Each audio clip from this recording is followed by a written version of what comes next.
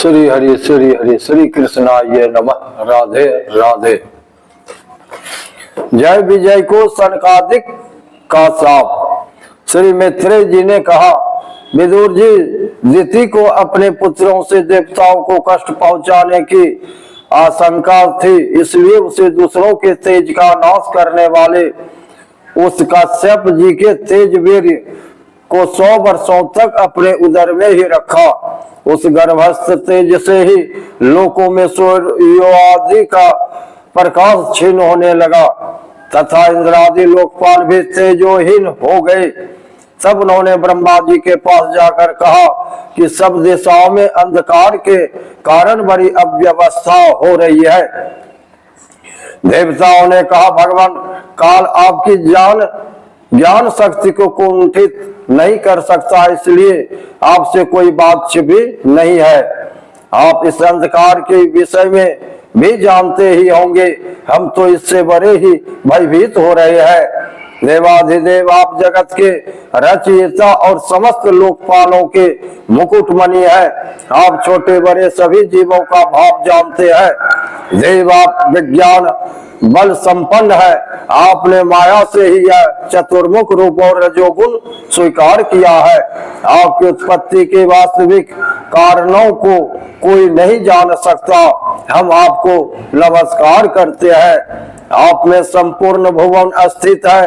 कार्य कारण रूप सारा प्रपंच आपका शरीर है, किंतु वास्तव में आप इससे परे है। जो समस्त जीवों की उत्पत्ति स्थान आपका अनन्य भाव से ध्यान करते हैं, उन सिद्धि योगियों का किसी प्रकार भी ह्रास नहीं हो सकता, क्योंकि वे आपके कृपा कटाक्ष से कृत हो जाते हैं तथा प्राण, इंद्रिय और मन को जीत लेने के कारण उनका योग भी परिपक्व हो जाता है। रस्सी से बंधे हुए बैलों की भांति आपकी वेदवाणी से जकड़ी हुई सारी प्रजा आपकी अधीनता में नियम पूर्वक कर्मानुष्ठान करके आपको बलि समर्पित करती है। आप सबके नियंता मुख प्राण है। हम आपको प्रणाम करते हैं, नमस्कार करते हैं। भुवन इस अंधकार के कारण दिन रात का विभाग अस्पष्ट हो जाने से लोगों के सारे कर्म लुप्त होते जा रहे हैं, जिससे वे दुखी हो रहे हैं। उनका कल्याण कीजिए और हम शरणागतों की और अपनी अपार दया दृष्टि से निहारिए। देव, आग जिस प्रकार ईंधन में पड़कर बढ़ती रहती है, उसी प्रकार कश्यप जी के वीर्य से स्थापित हुआ यह दितिका का गर्भ सारी दिशाओं को अंधकारमय करता हुआ कर्म से बढ़ रहा है। श्री मैत्रेय जी कहते हैं, महाभाव देवताओं की प्रार्थना सुनकर भगवान ब्रह्मा जी हंसे और उन्हें अपनी मधुर वाणी से आनंदित करते हुए कहने लगे। श्री ब्रह्मा जी ने कहा, देवताओं, तुम्हारे पूर्वज मेरे मानस पुत्र सनकादि लोकों की आसक्ति त्याग कर समस्त लोकों में आकाश मार्ग से विचार करते थे। एक बार वे भगवान विष्णु के शुद्ध सत्वमय सब लोकों के शिरोभाग में स्थित वैकुंठ धाम में जा पहुंचे।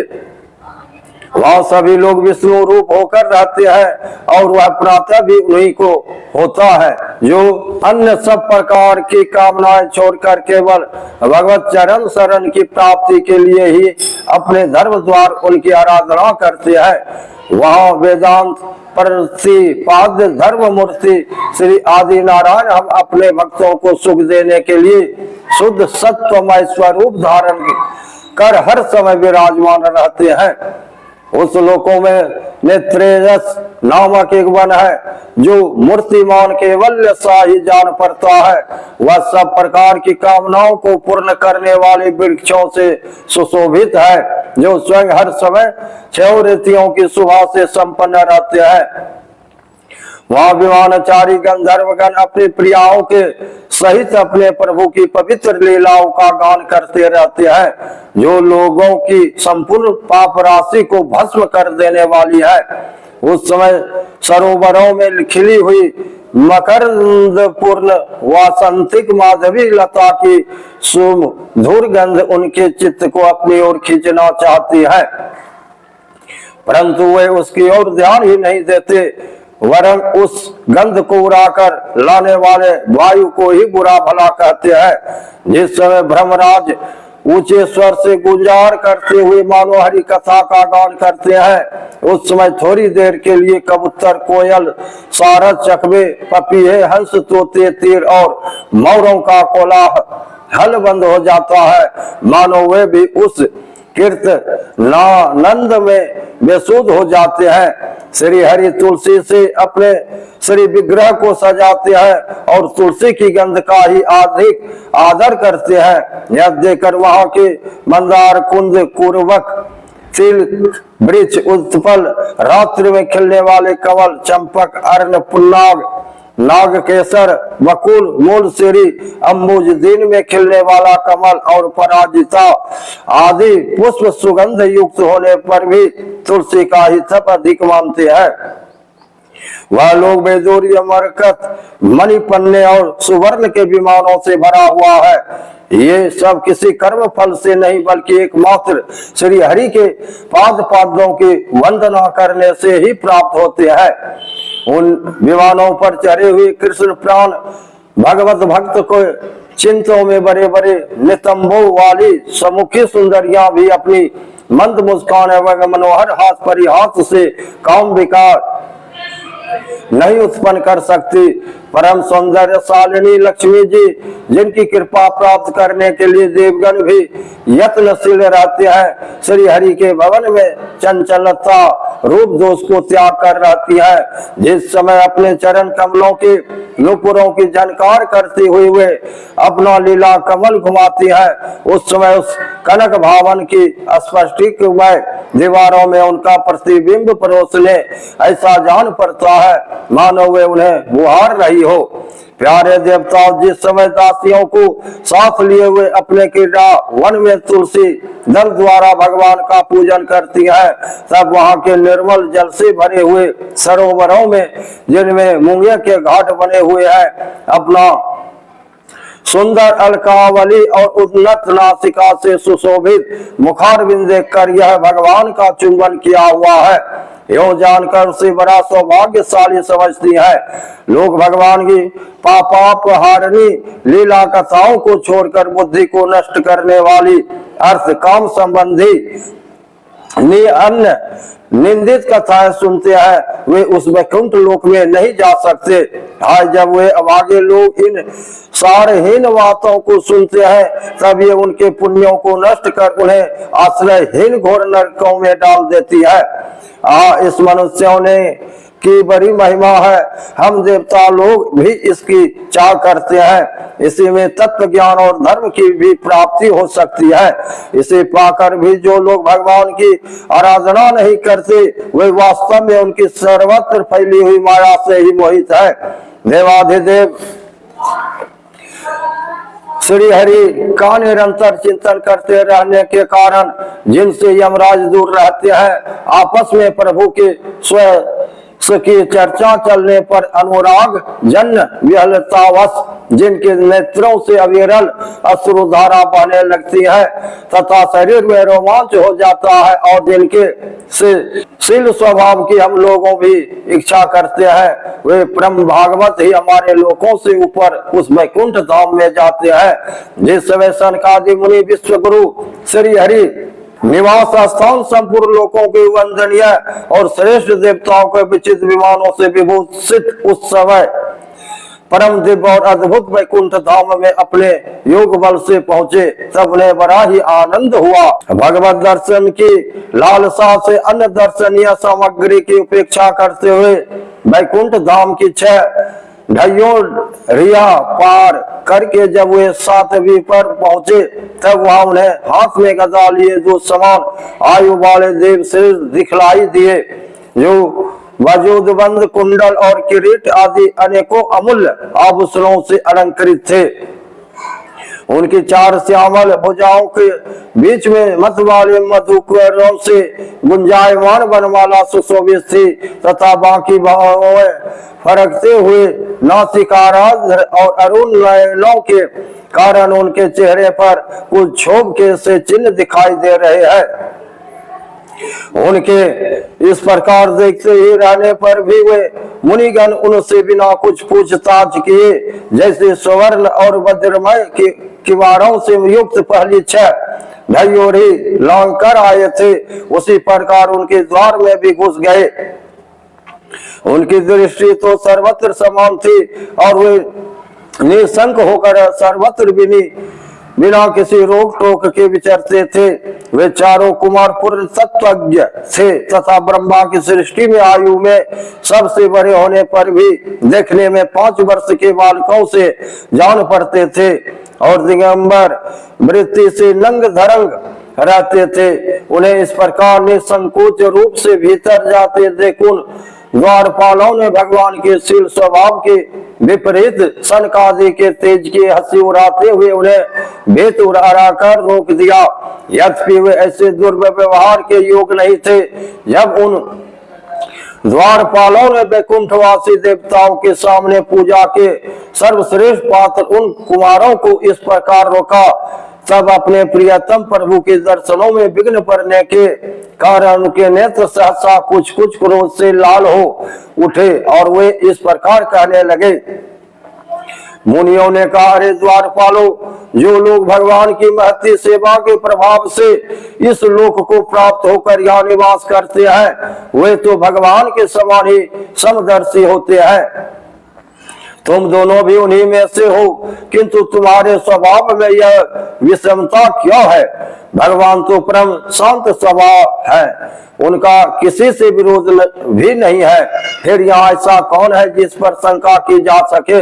तुम स्वयं कपटी हो, इसी से अपने ही समान दूसरों पर शंका करते हो। भगवान के उदर में यह सारा ब्रह्मांड स्थित है, इसलिए यहाँ रहने वाले ज्ञानी जन सर्वात्मा श्री हरि से अपना कोई भेद नहीं देखते, बल्कि महाकाश में घटाकाश की भांति उनमें अपना अंतर्भाव देखते हैं। तुम तो देव रूपधारी हो, फिर भी तुम्हें ऐसा क्या दिखाई देता है जिससे तुमने भगवान के साथ कुछ भेदभाव के कारण होने वाले भय की कल्पना कर ली? तुम तो इन भगवान वैकुंठनाथ के पार्षद, किंतु तुम्हारी बुद्धि बहुत मंद है। अतएव तुम्हारा कल्याण करने के लिए हम तुम्हारे अपराध के योग दंड का विचार करते हैं। तुम अपनी भेद बुद्धि के दोष से इस वैकुंठ लोक से निकलकर उन पापमय योनियों में जाओ जहाँ काम क्रोध लोक प्राणियों के ये 3 चतुर निवास करते हैं। सनकादि के ये कठोर वचन सुनकर और ब्राह्मणों के शाप को किसी भी प्रकार का शास्त्र समूह से निवारण होने योग न जानकर श्री हरि के वे दोनों पार्षद अत्यंत दीन भाव से उनके चरण पकड़कर पृथ्वी पर लौट गए। वे जानते थे कि उनके स्वामी श्री हरि भी ब्रह्मांडों से बहुत डरते हैं। फिर उन्होंने अत्यंत आतुर होकर कहा, भगवान, हम अवश्य अपराधी है, अतः आपने हमें जो दंड दिया है वह उचित ही है और वह हमें मिलना ही चाहिए। हमने भगवान का अभिप्राय न समझकर उनकी आज्ञा उल्लंघन किया है, इससे हमें जो पाप लगा है वह आपके दिए हुए दंड से सर्वथा धुल जाएगा।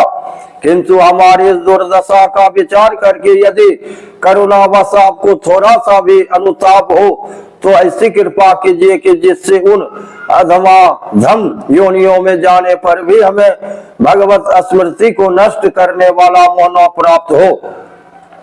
इधर जब साधु जनों को हृदय धन भगवान कमल लाभ को मालूम हुआ कि मेरे द्वारपालों ने सनकादि साधुओं को अनादर किया है, तब वे लक्ष्मी जी के सहित अपने उन्हीं श्री चरणों से चलकर ही वहां पहुंचे, जिन्हें परमहंस मुनि जन भी ढूंढते रहते हैं, सहजते में पाते नहीं। सनकादि ने देखा कि उनकी समाधि के विषय श्री वैकुंठनाथ स्वयं उनके नेत्र गोचर होकर पधारे हैं। उनके साथ साथ पार्षदगण छत्र चमरादि लिए चल रहे थे तथा प्रभु के दोनों ओर राजहंस के पंखों के समान 2 श्वेत चंबर डुलाए जा रहे हैं।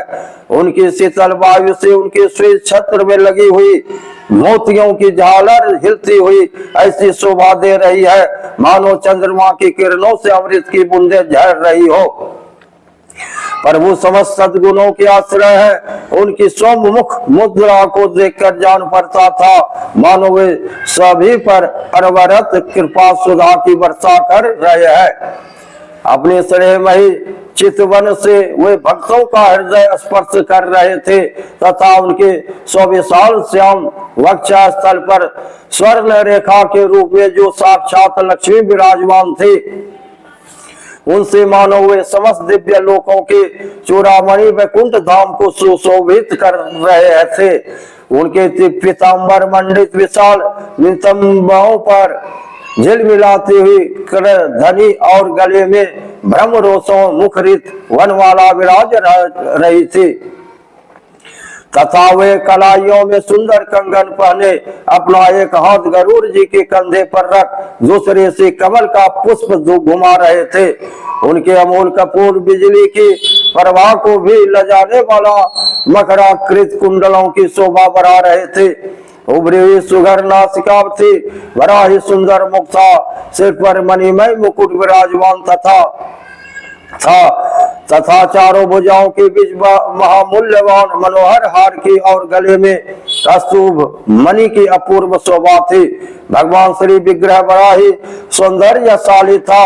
उसे देखकर भक्तों के मन में ऐसा वितर्क होता था कि इसके सामने लक्ष्मी जी का सौंदर्य अभिमान भी गलित हो गया है।